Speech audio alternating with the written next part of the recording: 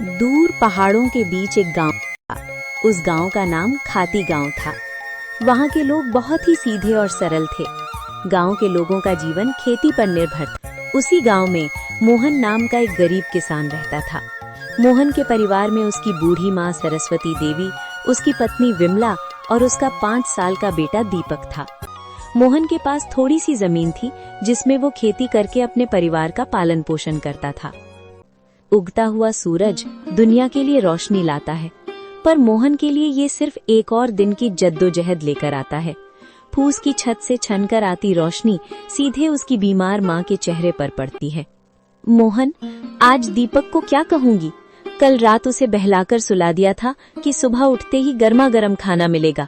अब वो जागने वाला है, चूल्हा ठंडा पड़ा है और मेरी ममता लहूलुहान हो रही है। क्या हम इतने बदनसीब हैं कि अपने बच्चे को एक वक्त की रोटी भी नहीं दे सकते? भरी आंखों से। बिमला, तुम्हारी ये खामोश सिसकियां मेरे कलेजे को चीर देती हैं।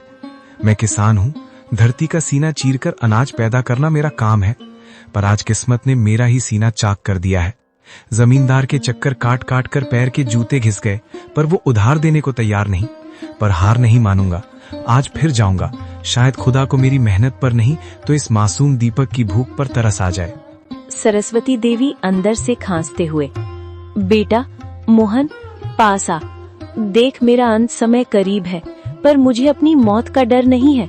मुझे डर है कि कहीं मेरी गरीबी तेरे जमीर को न खा जाए। बेटा, भूख बहुत बड़ी चीज है, बड़े बड़ों का ईमान डिगा देती है।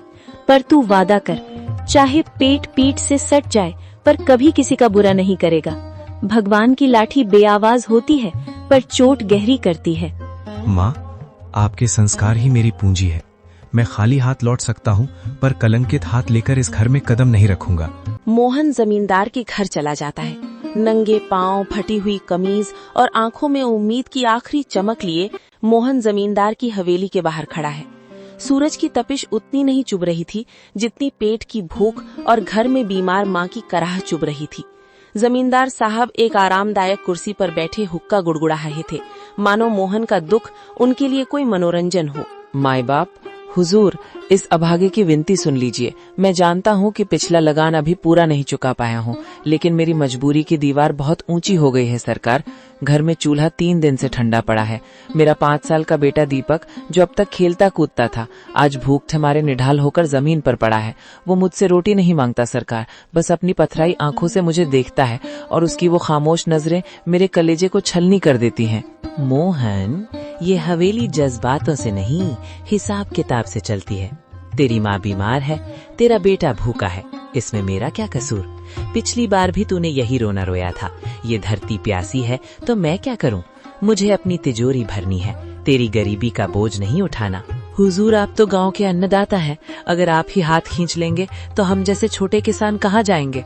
मुझे बस थोड़े से आलू और मटर के बीज उधार दे दीजिए। मैं दिन को दिन नहीं समझूंगा, रात को रात नहीं देखूंगा।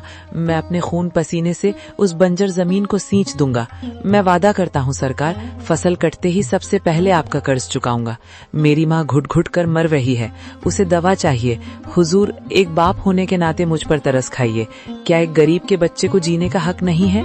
हक की बातें मत कर मोहन, हक अमीरों की जागीर होती है।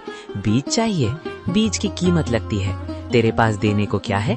वो 2 बीघा जमीन जो पहले ही गिरवी है। जा, यहाँ से दफा हो जा। अपनी इन भीगी आंखों से मुझे पिघलाने की कोशिश मत कर। जब तक पिछला हिसाब बराबर नहीं होता, तुझे एक दाना भी उधार नहीं मिलेगा। हुजूर, आज आप मुझे यहाँ से खाली हाथ भेज रहे हैं, पर याद रखिएगा, गरीब की आह बहुत गहरी होती है। मैं अपनी मेहनत बेचने आया था, अपनी खुददारी नहीं। अगर खुदा ने चाहा तो मेरी मिट्टी भी सोना उगलेगी। आज आप मेरी गरीबी का मजाक उड़ा रहे हैं, पर वक्त का पहिया घूमेगा हुजूर, वक्त का पहिया जरूर घूमेगा।